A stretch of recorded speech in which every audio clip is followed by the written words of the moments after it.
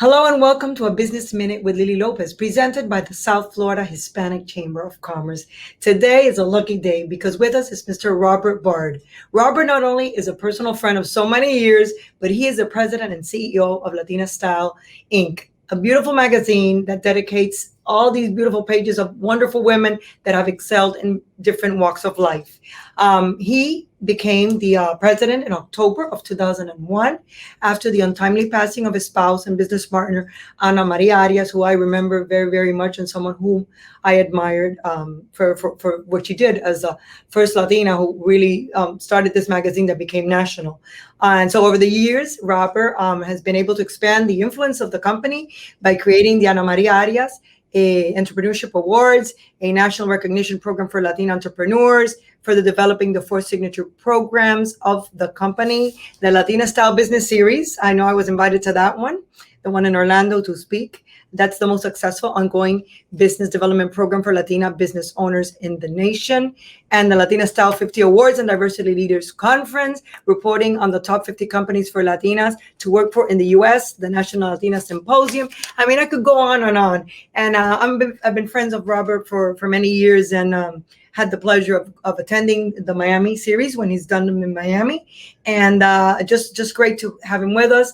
Robert, he's also now married to Lupita Comenaro. She's the publisher of El Hispano News and founder of Parents Step Ahead Foundation in Dallas. Robert is a graduate of the California State at Northridge and completed postgraduate studies at the University of California in LA. And now he's in Dallas, even though the magazine is based out of Washington, D.C. So, Robert, I mean, I could go on and on because your resume is huge. I try to make it sweet, concise, and to the point, but at the same time, just letting our viewers know what an extraordinary gentleman you are y siempre un caballero y muy feliz de ser tu amiga y que estés en el programa mío en el día de hoy. So thank you so very much, Robert, for being here today. So tell me, how are you able in 2001, a gentleman, back in those days, que Latinas were not, not that prominent. Hispanic women were not that really out there. After probably like in 2014 is when there was this big movement, and we, as a chamber, we even started a Hispanic Women's Society Network. So for you, it must have been so difficult. So tell me, how were you able to take over the reins after the passing of your dear Lupita, and then after that? How did you evolve and make this magazine grow and grow and grow? Just give me some history. Well, first of all, Lillian, thank you so much for the invitation. I am so humbled to be in the program with you because you're one of the people that I truly, truly admire, and I'm one of the beneficiaries and blessed by God that my work is Latinas. My work is promoting Latina empowerment, Latina success. Beautiful. So I'm so happy to count you, as you said, as one of your friends. I followed your career because, as you can see by my hair, I've been around for a bit. We launched the magazine with my late wife, Ana Maria Arias, in 1988. But, we didn't come into operations till 1993. And by then, Latinas were pretty much ignored in every field. I remember when we wanted to launch the magazine fully as a print version of the magazine in 1993, and when we visited potential sponsors and partners, they would look at the magazine and say, we don't see, at the prototype of the magazine and say, we don't see any purpose for this. What's the objective? You're trying to do a magazine for Latinas who are professionals, who are business owners. The women that you're talking about, they're fully integrated. They're part of the mainstream. And we would say, yeah, of course they're part of the mainstream. But they have retained a very clear cultural identity that allows you to address them in a much more respectful and effective way. So, like you said, Lillian, it was incredibly, incredibly hard. And let me tell you something that has been like a secret, something that I'll be talking about, through the years, because I'm beginning to put together my book on the Latina experience of Latina Style. The biggest supporter that Latina Style magazine had when we tried to launch it, guess who it was? Who? Black women. Amazing. And I love that. I know, but you know what? I've noticed that Black women and Latina women, we get along very well. contrary to maybe the media, what they say or whatever. But I have a lot of very, very nice friends, members that Yeah. are African American, and they're just great. And I don't understand what all this deal is, but in reality, we've always received a lot of Yeah. support from African American women. And they embrace us, and because of the fact that they had been, I imagine, discriminated themselves, that Of course. they had to face the challenges. They understood what we were trying to face, and little by little, through the black women were the supporters in the corporate side, Mhm. and the supporters that we had from the Latina community came from Congress, Exactly. and from the 3 Latina members of Congress. And Exactly.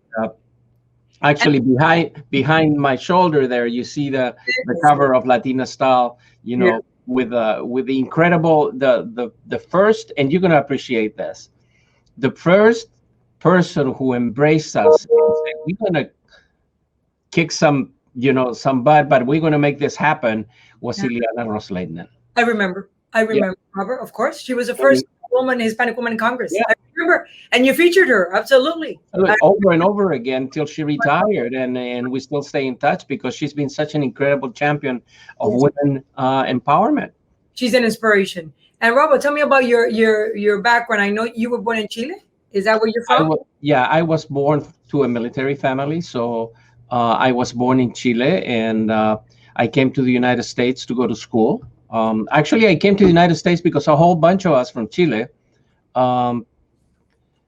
wanted to come to the States to study. Right. And we had a friend who got an athletic scholarship to UCLA, and through him, another 25 of us. Como son the immigrant communities, they just begin to reel them in. So we ended up like 25 of us from Chile, going to school in the San Fernando Valley, either at Cal State Northridge, and then going to UCLA. And that's how we made the journey to the United States. And I don't think any single one of us expected to remain in the United States. Right. And most of them, if not yet, like 3 of us stayed out of that group, and we all graduated from school. We did really, really well there. And then we became, acclimated to what the independence of the United States. Exactly. The United States, unlike back home in Chile, where the United States, you could get a job, although it was, you could get a job working in the school. So ideal job was the cafeteria, because you get your food for free. Right. Or the bookstore, where you could get your books for free. So we all ended up working in the school. The other thing was that you could have your own apartment. You could have a girlfriend. Yes. I mean, you had everything. You could have a car, by crying out loud. So we all ended up staying in school. How old were you when you got to the U.S.? 21. Oh, perfect age. Yeah, I couldn't leave before I was there because I had some parental restrictions. Our parents didn't want us all to bail out. So absolutely. And Robert, how have you been able to pivot? I know I participated in one of your leadership series and was given the opportunity very kindly on your behalf to have opening remarks. But I know it's been difficult, like for us and for everybody. So you were telling me prior to recording the show that you've been able to maintain the support of your advertisers, and which is something that gives me great satisfaction, because I think that even though we're in a pandemic, it's important that corporate America steps up to the plate and continues helping minorities, and in this case, also help Hispanics, because I think that Hispanics, we're the last ones that are, I don't know if you feel that way, but I feel that Hispanics is the ethnic group that is really at the end of the line when it comes to being, even for Hispanic Latina women to serve on corporate boards. As a woman running an organization like this one, the Chamber of Commerce that I started 26 years ago, it has been very difficult. Just I imagine, because you're the publisher of a magazine that features Latina women. So I see that, and I feel that I think there should be more done for Hispanics, being that we are the largest minority in the United States. I'm an advocate that there should be, corporate America should step up to the plate and should be more supportive to Hispanics in general, and Hispanic women. I love the fact that they're supporting, African Americans, and I love them because you know that for us Latinos with African Americans, we get along and we have no problems, because I come from the Caribbean, imagine Cuban. But I do see that corporate America has has abandoned Latina women for corporate boards, for this and that, for leadership positions. I do see that. Do you share that? Yeah, what's happening when we launched the magazine. Then, we discovered within the first few years that all the questions that we were getting were from Latina entrepreneurs or Latina executives. And so we decided to do a little venture in a little reception actually in Los Angeles. And we invited about 75 Latina business owners to this reception. And we ended up with 400. And another 400 in a group that was like really, really mad. And you know what it's like when a group of Latina gets mad at you. So in a way, I don't want to say that they made us, but in a way, we had to return like 4 weeks later with a full program in place, to be able to accommodate Latina. We ended up with the first Latina style business series program in Los Angeles was like 800 women. Wow. And it wasn't still. This was in '98. It wasn't still the year 2000 when the first census numbers came out. That all of a sudden they say, oh, Latinas are the fastest growing segment of the small business community. Exactly. So initially, it was just us, and we had to create the path. And but in the year 2000, everything became Latina. And now, if you go to the internet, for instance, you got 3 Latinas together, you got a national organization. You have 5, it's international. And, it's totally saturated. And people tell you that they know what Latinas want. We've been fortunate enough that we're in our 27th year with the company. And the company, we've been able to work with Latinas and learn with Latinas and begin to integrate what they do with corporate America, what they do with the government, what they do, in their personal lives. So we become a repository of incredible amounts of data and internal knowledge. And for me personally, you indicated that my wife, my late wife, Ana Maria Arias, passed away in 2001. Pioneer. And when I wanted to find somebody to actually run the magazine, I couldn't find somebody that could connect with the community at all those different levels. Because by then we were working with Congress, we were working with the White House, we were working with corporations, we were working with little organizations in schools and all over the country. And it was very difficult to find somebody that had that kind of knowledge and personality to be able to integrate. So I asked the board, would you guys mind if I run the company for a little bit? And they said no. And now, it's 2021. It's 20 years that I've been doing that. Wow, Robert. The company. And you've seen the difference, and you see the way how how much we have advanced. Yeah. Hispanic women have advanced a lot, but I always say we still need to do more, right? We still need to do more. Oh, absolutely. Because the limit to what a woman and a Latina can do is you cannot put any limits on it. Exactly. Absolutely, Robert. And Robert, you know what? I need to have you another day in the show because our time is up. Anything else that we left? Yeah. Well, we're doing the business series again. We're going to have it across the country. We are delighted that you're going to be one of our hosts when the series goes to Florida, because since it's virtual now, instead of just one city, which was going to be just Orlando, we expanded it to the whole city. So on November 21st, we'll do the business series event for Florida, and we look forward to listening from you and have the great time that we always have when we're together. Yes, we do. And it's just great to see you and to know you. I respect you. I admire you, and the wonderful work that you do in support of Hispanic women, or Latina, how you call it. I don't know why in the East Coast we say Hispanic, right? And then and in the other side and East Coast, West Coast, they say Latina. But we, Hispanic or Latina, the same thing. Yep. We're very happy to work with you. And thank you so much, Robert, for your time and for everything that you do for Hispanic women in the United States of America. And thank you so much all for tuning for on a Business Minute with Lily Lopez. And I'm turning this over to Yendi Alvarez for 90 Seconds of Tech.